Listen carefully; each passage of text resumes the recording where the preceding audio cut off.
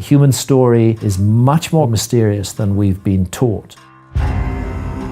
For more than a quarter of a century, I have been focusing on the possibility of a forgotten episode in human history, of a lost civilization. My evidence suggested very strongly that there had been a global cataclysm somewhere around 10,500 BC.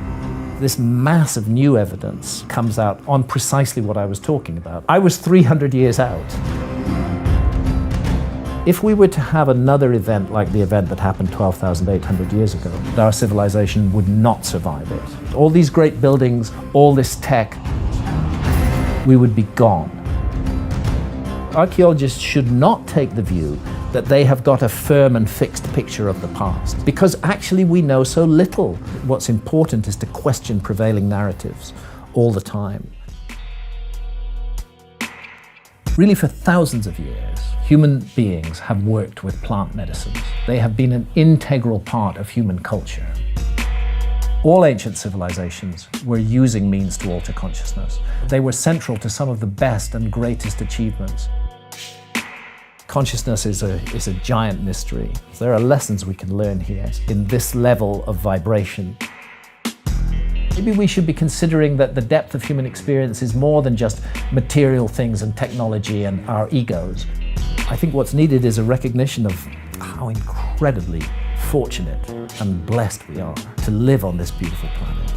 And every minute of every day should be spent caring for it, because if we don't care for it, it won't care for us. It's our choice. Always was, always will be.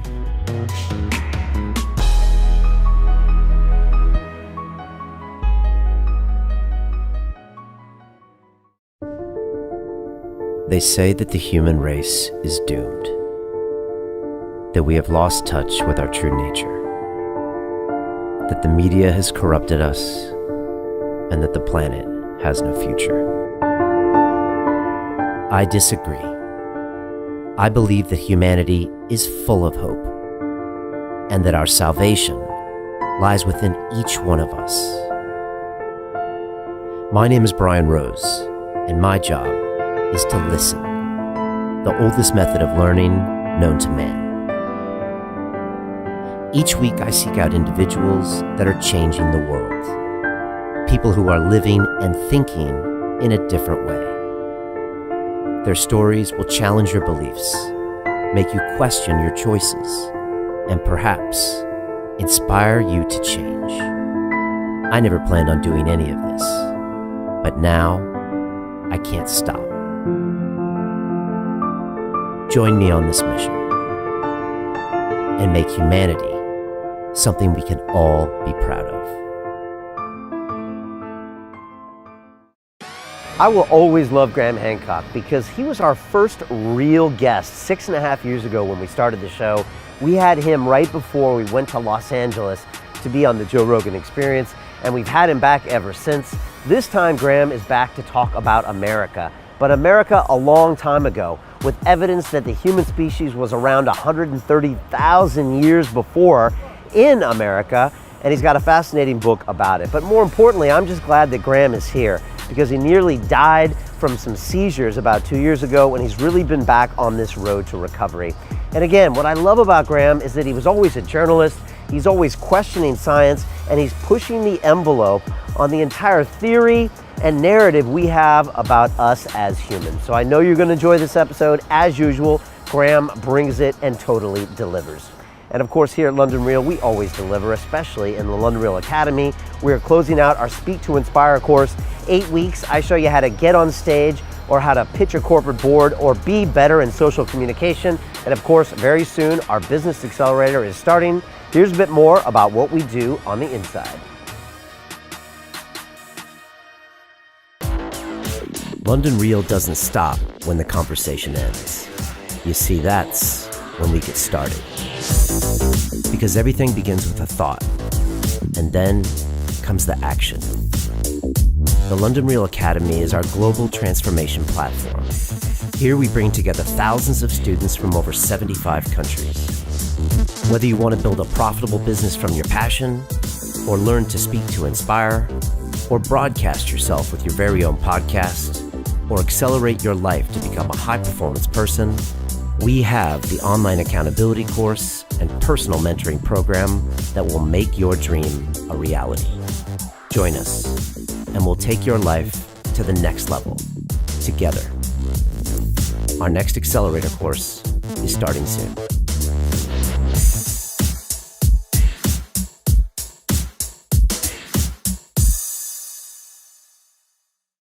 This is London Real. I am Brian Rose. My guest today is Graham Hancock, the British journalist and author of numerous best-selling books, which have sold more than 9 million copies worldwide. You specialize in unconventional theories involving ancient civilizations, stone monuments and megaliths, astrological data from the past, and altered states of consciousness. You're best known for your non-fiction investigations of historical mysteries, including the blockbuster book Fingerprints of the Gods in 1995 and its 2015 sequel Magicians of the Gods. Your new book, America Before, The Key to Earth's Lost Civilization, draws on the latest archaeological and DNA evidence to explore the mysteries of the past and the profound implications of how we lead our lives today.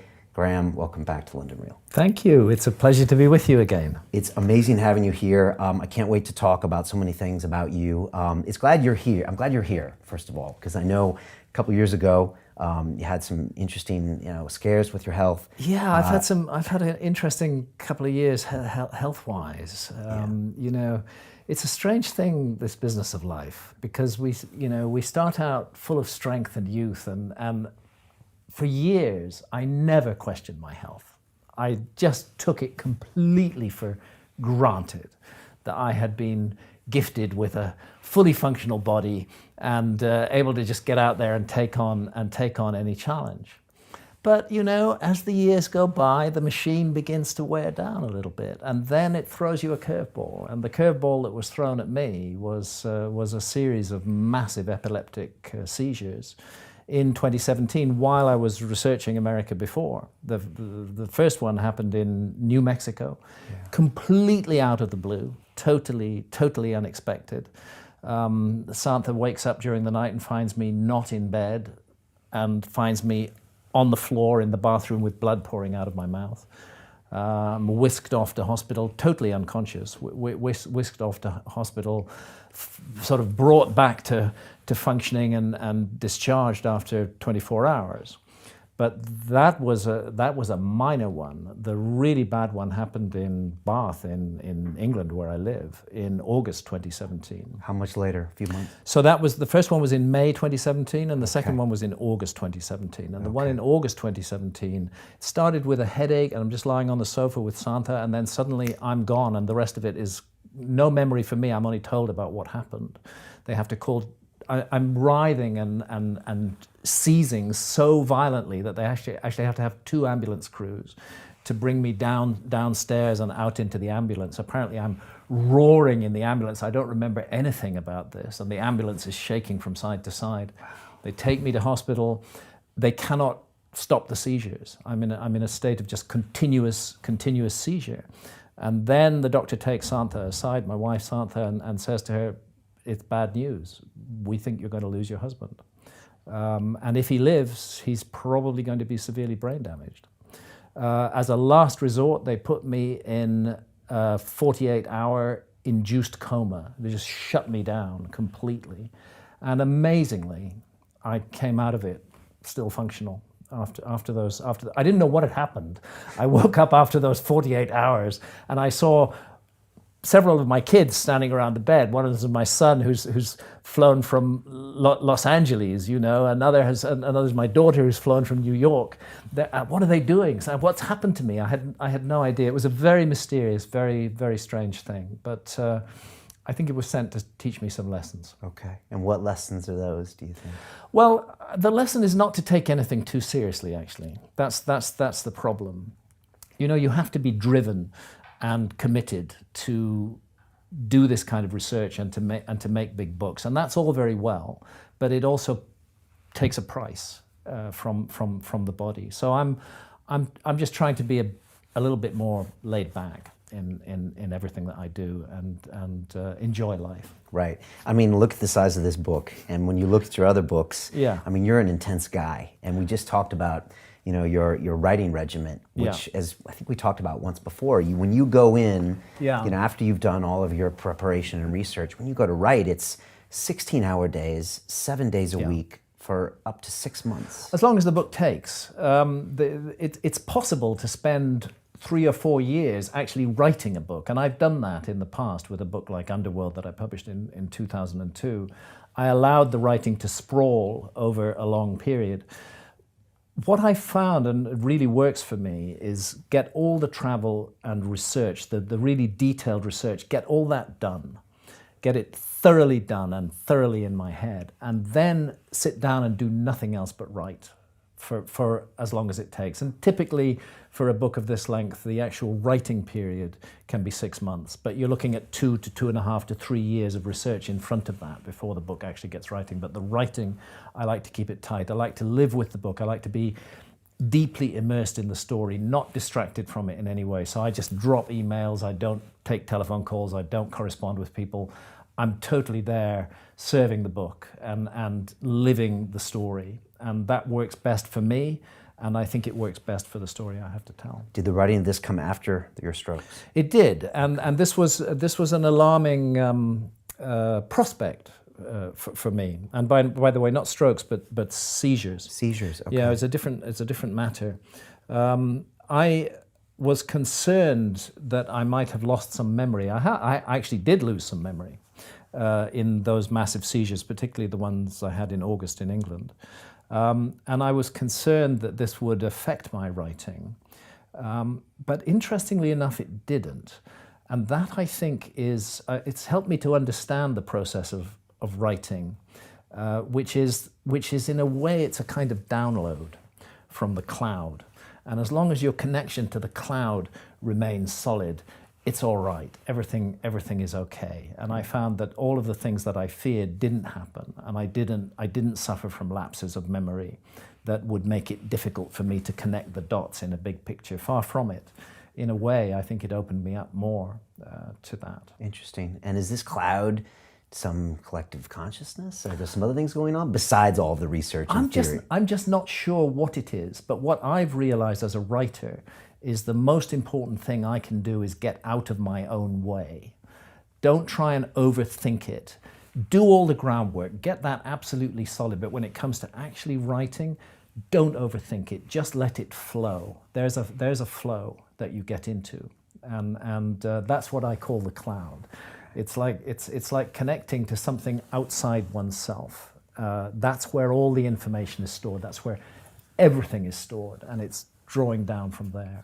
Okay. Putting it into a picture. And how is the health now? Is there anything you changed up? Are there been any other scares or seizures? It's been a little while now, but... Yeah.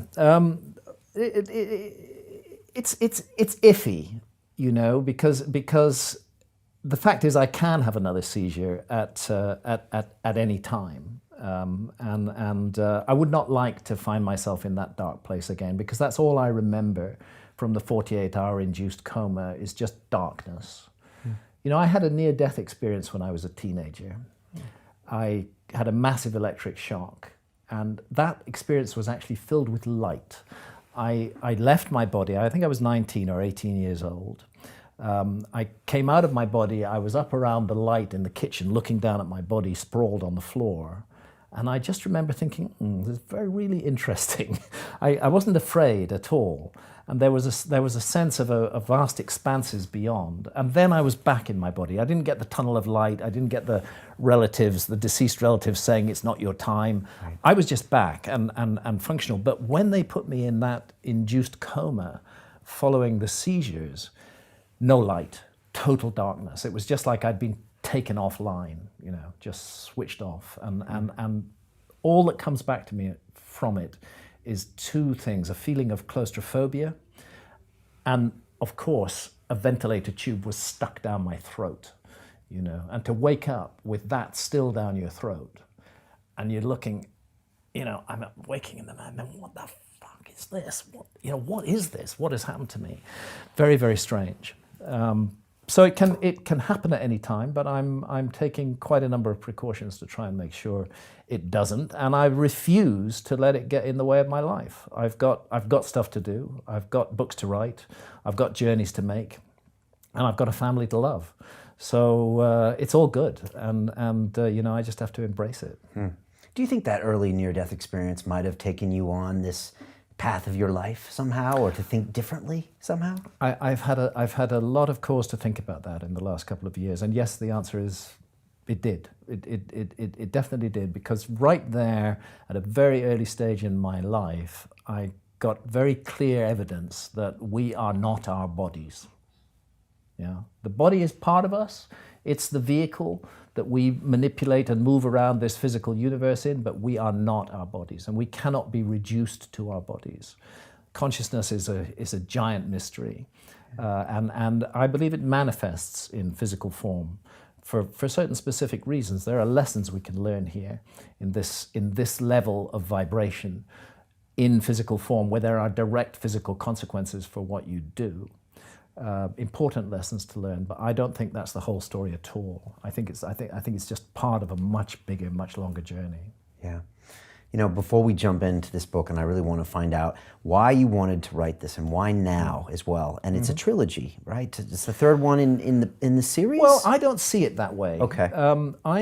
What I would say is that for more than a quarter of a century, I have been focusing on the possibility of a forgotten episode in human history, of a lost civilization. And undoubtedly my best known book in that field is Fingerprints of the Gods, that was published in 1995.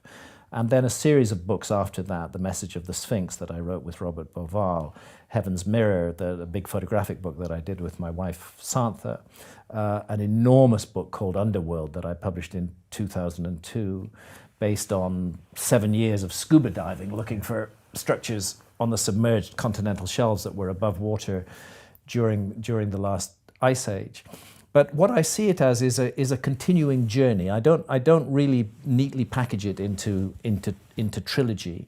My previous book, Magicians of the Gods, was headlined by my publishers as the sequel to Fingerprints of the Gods, and I think that's fair enough, because that was taking a global frame of reference and looking at all the new information that had come out since 1995. For example, in Fingerprints of the Gods in 1995, I made a very clear statement that my evidence suggested very strongly that there had been a global cataclysm somewhere around 12,500 years ago, 10,500 BC.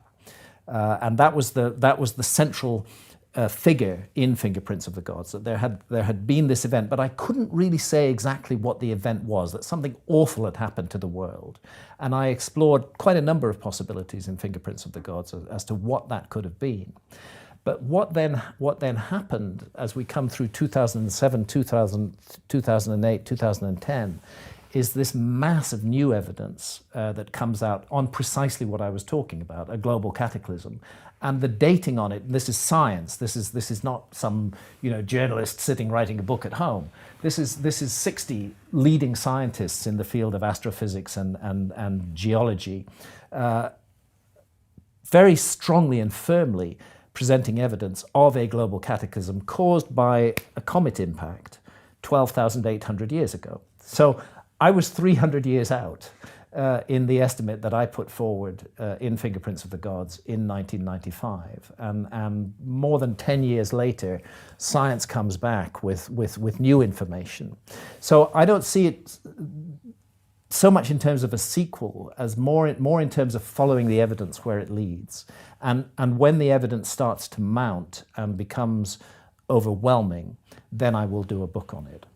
And I remember you saying before that with every year, we're finding out that things are older than we thought they were. All the time. And it always seems to be confirming a lot of what you've been talking about. I have been blessed in this way. In the same period of time, because if you had done your research 50 years ago, maybe this wouldn't have been happening. It would not have been happening, no. And perhaps it would have been impossible for me to do that research 50 years ago. But what happened is that really in 1995, I was I was treated by the the scientific community as this total outsider. How dare he speak about this? He knows nothing about this. We are the experts, and he's wrong. What's happened since 1995 is that the evidence, drip by drip, has kept on coming in that actually validates what I was saying before, that there are missing episodes in the human story. A huge development was the site of Göbekli Tepe in Turkey, along with others like John Anthony West and Robert Schoch. I'd been arguing for a long time that the Sphinx is much older than it's supposed to be, that we're looking at a 12,000-year-old monument, not a 4,500-year-old monument. And the response of the skeptical community to that was, but if there was a civilization capable of creating something like the Sphinx 12,000 years ago, then they must have created other monuments. And we don't see any big monuments from 12,000 years ago. And therefore, the Sphinx must be the age we say it is. And then what happens?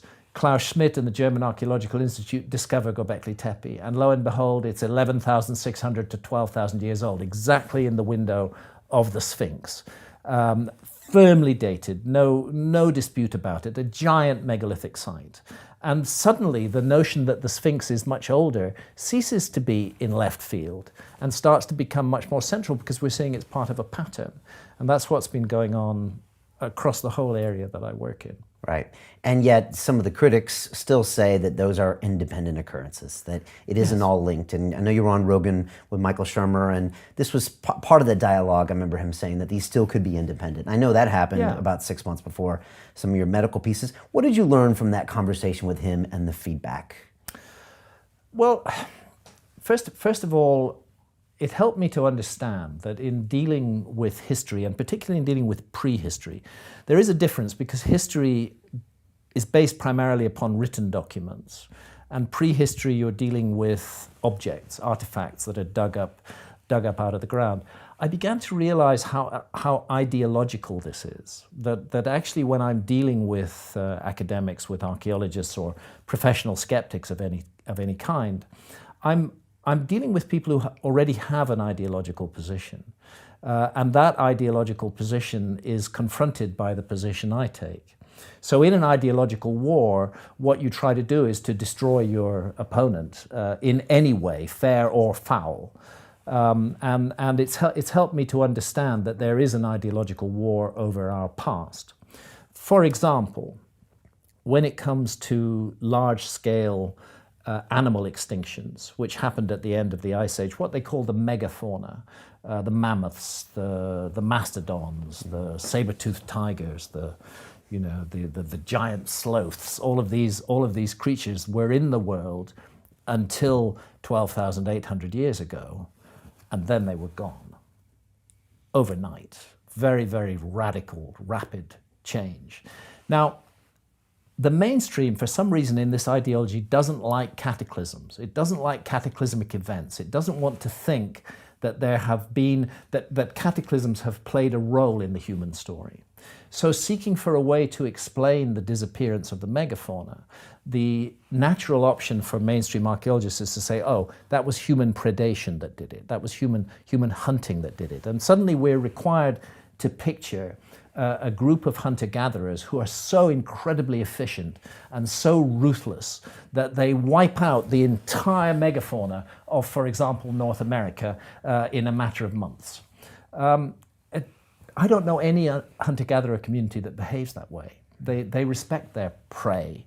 They live with them. They codepend upon them. They don't wipe them out. What does wipe them out is a giant comet impact, which melts the ice sheets and causes huge flooding over North America. So there's a tendency in the study of prehistory to want to keep the past kind of nice and calm and just the way it is now. There's even a word for it. It's called uniformitarianism. And it's a doctrine that things should have unfolded in the past, much in the way that we see them unfolding now. So if we don't have any giant cataclysms happening in the Earth now, then there wouldn't have been any cataclysms in the past. And yeah, we know about the dinosaurs and they were made extinct by an asteroid, but that was 65 million years ago. Surely within the human story there's been no such thing. And as a result, scholars who attempt to investigate the possibility of a past cataclysm often find themselves in the crosshairs of very vicious attacks from their colleagues, as though somehow they're upsetting the apple cart in some way, and as though we shouldn't think about these things. I don't think that it's deliberate, planned censorship. Right. I think it's the mindset of the individuals who we have entrusted with interpreting our history for us. And that is a mindset that is troubled by cataclysms. It doesn't want them to have happened, whether consciously or subconsciously, and looks for other reasons to explain why things are the way they are. Yeah, it's important you say that, because it's not, in your mind, that conspiracy. It's I just don't think so. a natural tendency for them to shy away from these things. Yes. Because also, keeping things in the status quo keeps everything Yes. the way it should be. Yes. Keeps them in their same jobs, their institutions alive. Absolutely. And so they just naturally become uncomfortable Yeah. and resist when they hear these new theories. Very much so. And this is a classic example that I go into in this new book of archaeology going radically, drastically wrong. And it's partly connected to that so-called overkill theory, where the megafauna were supposedly wiped out by this ruthless hunter-gatherer population. And it's an archaeological theory called Clovis first. And it dominated American archaeology for 50 years. The notion that there's a culture that archaeologists call the Clovis culture. We don't know what they call themselves. They're called the Clovis culture because what's called the type site, the classic site that they were at, is near the town of Clovis, New Mexico, in a place called Blackwater Draw, near Clovis, New Mexico. And apparently the archaeologists needed to go to Clovis to get beer, so they called it the Clovis culture. Okay. And this Clovis culture, there's no evidence of it in North America before 13,600 years ago. It flourishes for about 800 years, and 12,800 years ago, it vanishes completely from the picture. The position of archaeology for 50 years is those were the first human beings to enter America. No human beings entered the Americas before 13,600 years ago. And those are the same archaeologists who repeatedly called me a pseudoscientist or a pseudo-archaeologist for suggesting other possibilities. But lo and behold, what do we find? Round about 2010 onwards, the evidence becomes overwhelming that Clovis was not first at all, not first by even a tiny margin, a huge margin, first by a huge margin, not 25,000, 35,000, 50,000. As part of the research for this book, I went to the San Diego Natural History Museum and interviewed Dr. Tom Desmarais, who's the chief paleontologist there. The reason I interviewed him was because he'd just had an extraordinary paper published in Nature in April 2017.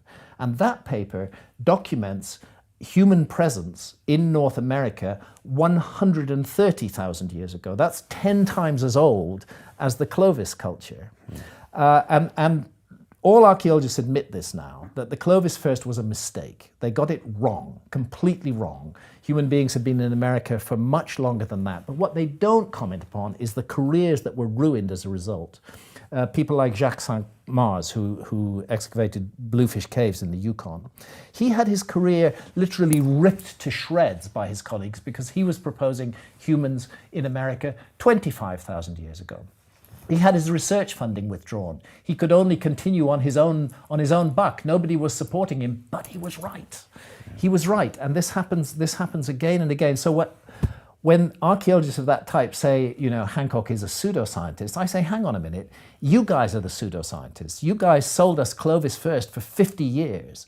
You guys withdrew funding from research that might have exposed that lie earlier. You wouldn't let it happen.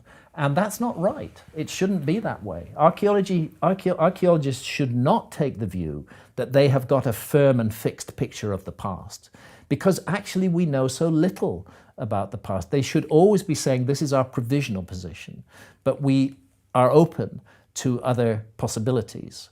Because if they don't say that, those other possibilities are going to come along and kick them in the ass pretty soon. And that's what's happened with Clovis First. And Clovis First is not a small matter, because if human beings have been in the Americas for 130,000 years instead of for 13,000 years, why, there's 100,000 plus years that archaeologists just haven't looked at because of their preconceived notion that there was going to be nothing to find. There was actually a dictum against digging below Clovis levels. You know how in archaeological strata that it's like a layer cake, right, and you have certain levels. And the view was, let's not waste research funds digging below Clovis because we know there was nothing before Clovis. What an idiotic, what a ridiculous position to take. Those archaeologists who did risk it and who dug deeper, like Al Goodyear at Topper in the Carolinas, they found human stuff going back tens of thousands of years earlier. So, you know, I think we're dealing with an ideological discipline, and I think it should be more provisional in what it says and in what it claims, and it should be less despising of people who consider other possibilities, because that's a useful thing to do. It's useful to consider other possibilities, even if they're wrong. Science should never get locked in a narrow channel and say everything outside the bounds of this channel is not subject to investigation. It's really a mistake. I mean, I was surprised when you went to America with this book, because I thought, what's in America? You know, and because of all of the assumptions I had made and what I had been taught as a kid, the narrative was simple. As little as I knew that there was nothing else there exactly. to talk This about. was the view, and this is why America is so interesting, because what we have in the Americas, North and South America, is a gigantic landmass, enormously rich in resources, just the kind of place where a civilization could emerge. And then you take the Ice Age and you recognize that for very long periods, the Americas were cut off from the rest of the world, but yet incredibly rich in resources. So now we know that there were human beings there from 130,000 years ago, and we know that archaeologists haven't been looking at what they were doing. Now's the time to ask, what were they doing? What was going on in the Americas in that time? And again, a need for archaeologists to be more humble. How much have they really looked at? Take the Mississippi Valley civilization, which plays an important role in this book. The famous sites are sites like Cahokia or Poverty Point, or the Ohio sites such as High Bank and Newark. Amazing, huge geometrical earthworks, absolutely stunning. But the trouble is that in the 18th and 19th and 20th centuries, there was massive, large-scale destruction of these ancient monuments. They were not considered to be worth preserving. The needs of agriculture and industry were more important. So what we can say is that round about 90% of the monuments that were in the Mississippi Valley in, say, 1700 are gone now. They're not there. So archaeologists, in drawing their conclusions about that culture, are drawing it on a tiny fraction that's randomly left by chance from the mass-scale wipeout that was caused. And then when the archaeologists come to it with preconceived ideas about what sort of culture it should be, that's another form of censorship that imposes itself upon the past. We should let the past speak for itself. And was that just human destruction without people thinking about it? Why would this Well, destroy? I mean, first of all, there was the view. You know, things have changed. We live in a different world today. But America in the 18th and 19th centuries was in an aggressively expansionist, expanding westward, and that involved taking the land of the indigenous inhabitants. Right. Well, if you're going to take away, tens of millions of acres from people and stuff them somewhere else, then you need a good excuse to do so. So what you do is you depict them as savages, and you say that actually we're doing them a favor. There's a quote I put in the book concerning the horrific project called the boarding schools project in America, where Native American children, about 90% of them, were physically removed from their families and stuck in boarding schools in another state, far away, punished if they wore any traditional clothing. Given the whole ideology of Western civilization and encouraged to cut themselves off from their roots. Well, no wonder we're a species with amnesia if we take the entire cultural memory banks of the indigenous inhabitants of the Americas and deliberately wipe them out. Yeah. And so what are some of the things that we're going to learn from reading this book? What are some of the new insights about both North and South America that we might have just previously assumed what I did? There's not much happening there, not much we can learn. Yes. Well, there's a whole range of things, actually. The first and most important issue to understand, and I've really done a great deal of work on this, is that North America was at the epicenter of a humongous global cataclysm. And it was particularly bad because it was a comet.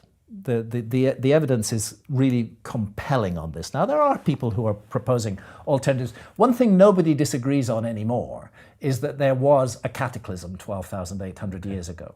The best case, as far as I'm concerned, is the comet case, and we have a group of more than 60 leading scientists who are making that case very, very strongly in the pages of all the mainstream journals. But we have to consider the nature of that cataclysm. It was very, very odd. At that time, North America had been, and the world actually, had been emerging from the Ice Age for several thousand years. The world had been getting warmer. The ice sheets had been getting shallower. If they were, let's say, 2 miles deep at 21,000 years ago, they were about a mile deep or less by 12,800 years ago. So the world was warming up. And then something radical happens. You get a massive deep freeze that descends on the planet. So the planet goes back into the coldest of the Ice Age, suddenly, literally overnight. And you get at the same time this massive die-off of animal species. And very weirdly, you get a rise in sea level. Now, normally, in an episode of freezing, you would not expect the sea level to rise. What you'd expect that extra water to do is to reform as ice on the existing continental ice caps, but it doesn't. You get a sudden spike, a very rapid spike in sea level right at the beginning of this event. That's very, very puzzling. But what can explain it perfectly, is the impact of several fragments of a disintegrated comet with the North American ice cap. The heat and the shock generated by those impacts releases enormous floods of meltwater, which go where? They pour primarily into the Atlantic Ocean, and there they stop the Gulf Stream in its tracks. The Gulf Stream is part of the central heating system of our planet. It keeps the planet warm. It's part of a global meridional oceanic circulation that goes on, taking warm water from the tropics, bringing it up to the north, putting it down, bringing it round again. It stopped completely for about 1,200 years at the beginning of this episode. And that was caused by that release of meltwater, which is measured in the sea level rise that we see at that time. Recently, just recently, there's been news of the discovery of a very large crater in Greenland, actually 32 kilometers wide. It's been discovered with remote sensing. I read about that. And actually, a lot of the evidence for the cataclysmic event that took place 12,800 years ago does come from Greenland. Why? Because they have had permanent ice cover in Greenland for hundreds of thousands of years, right through to today. So they're able to put down big tubular drills deep into the ice and bring up a core which has different chemical elements at different levels. And from that, they can tell what the climate was in the world at that time. And more than that, they can tell, for example, were wildfires burning? Was there a huge amount of, they call it biomass burning going on? That leaves specific chemical signatures in those ice cores in Greenland. The biomass is not burning in Greenland, it's actually burning in North America. But it's carried by the winds, the smoke and the soot are carried by the winds to Greenland and show up there. So we have this discovery of a very large crater in Greenland. We've already had from the ice cores evidence that are called impact proxies. For example, platinum, iridium, melt glass, nanodiamonds. They're caused by the heat and shock of an impact. But now we have a 32-kilometer wide crater in Greenland. The scientists who are working on this regard this as a global event. There's evidence of impacts as far south as Antarctica, as far north as Greenland, as far east as Syria, and right the way across the Pacific Ocean as well. It's a global cataclysm, but the heart of it was North America, and the North American ice cap, the Laurentide and the Cordilleran ice caps were joined to the Greenland ice cap. They were all one thing. So this is, to my mind, is likely to prove to be further evidence of the cosmic nature of this cataclysm that occurred 12,800 years ago. And it's on a scale that, were it to repeat in our world today, which actually is not impossible because the remnants of the original giant comet are still in orbit, and they form a known meteor stream called the Taurid meteor stream, through which we pass twice a year. If we were to have another event like the event that happened 12,800 years ago, I can say with absolute confidence that our civilization would not survive it. It would not survive it. All these great buildings, all this amazing machinery, all this tech, none of it would stand us in good stead. We would be gone as a civilization. It would become a punctuation mark in the human story. And when I look at that scenario, bearing in mind that we do pass through the Taurid meteor stream twice every year, for 12 days in June and for 12 days in November, we pass through it. When I look at that situation, I ask myself, who in the planet today would survive a disaster on that scale? What kind of people would survive it? And I know it wouldn't be me. I know it wouldn't be the majority of urbanites, or indeed scientists, or any of the creations of the modern world. The people who are really fit for survival in a world in turmoil are the hunter-gatherers. They're the meek of the earth, you know, in Namibia, in the Amazon jungle. People whose daily business is survival. They would hardly be knocked sideways by this event. They would just take it in their stride and they would carry on. They would not suffer the psychological damage. Can you imagine the psychological damage of billions of people who are used to living in the comfort of cities, with every necessity laid on for them every day, without any difficulty in acquiring it? That suddenly all that stops. Can you imagine the effect of that on the educated Western mind? It would be extremely bad. But the hunter-gatherers would survive. I think that actually was the case 12,800 years ago as well. Really? I think it was the hunter-gatherers who survived and passed on the message. So one part of it is and I've tried to really bring this home, how central America was to this cataclysmic event that took place across the whole world, and then consider what did that obliterate? What did that event obliterate? What did it wipe out from the human story? Is this the lost civilization? Because you've always talked about this. You see, when you're looking for a lost civilization, and I mean a civilization, something that we would recognize as a civilization, I'll tell you directly, I don't think they flew to the moon, and I don't think they had airplanes.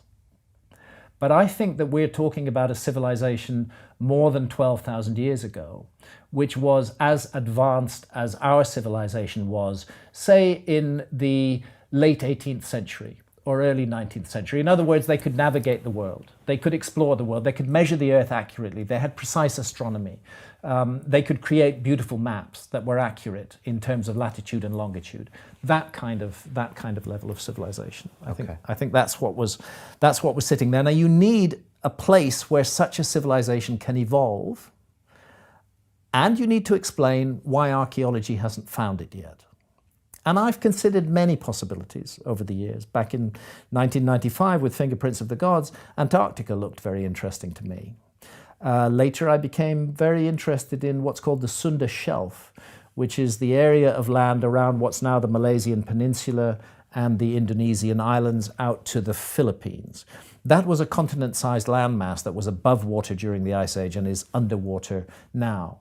Very interesting to look there and see what's going on there.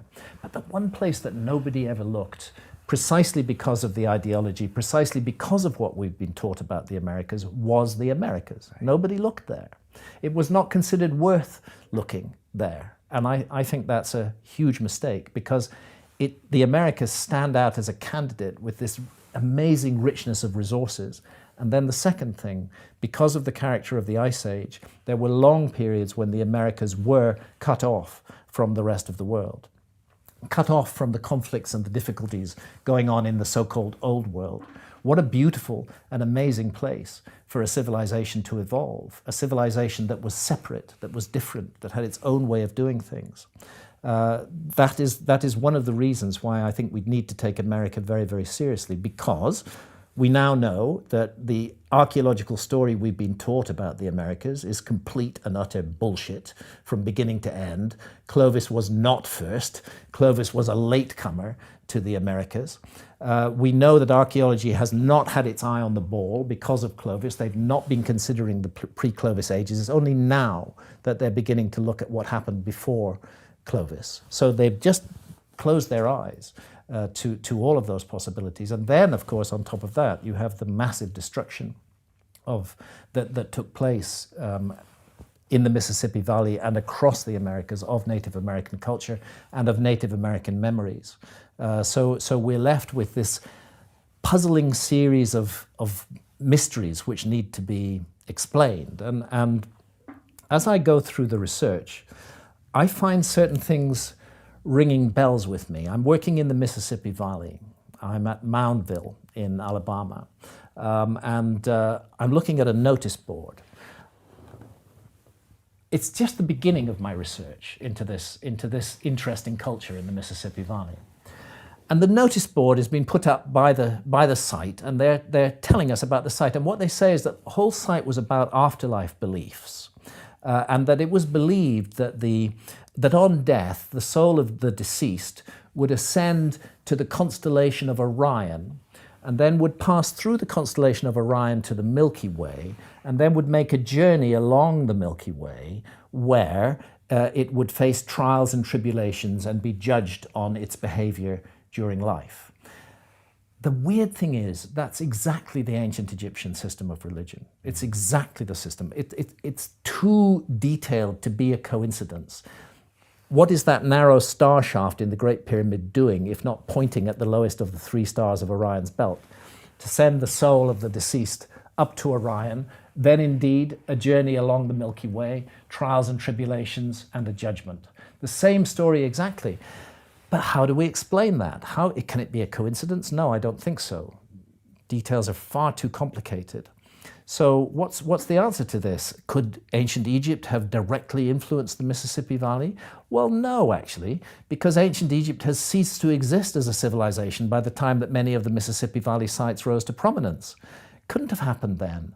The conclusion I come to is that what we're looking at in both areas, in ancient Egypt and in the Mississippi Valley, is a legacy of ideas from a remote common source, which actually influenced cultures all around the world. And it's why we find these astonishing similarities. I think a deliberate effort was made by the survivors of that cataclysm, those who came from the lost civilization. A deliberate effort was made by them to try to restart their civilization. And they used the hunter-gatherers with whom they coexisted in the world at that time as their seedbed to try to plant and re-establish these ideas. And that's why we find the same ideas cropping up all around the world in cultures that definitely were not in contact with one another. And trying to explain it by direct contact doesn't work. What does work is going far back, 12,000 plus years back, going right back to that time when these ideas were seeded all around the world.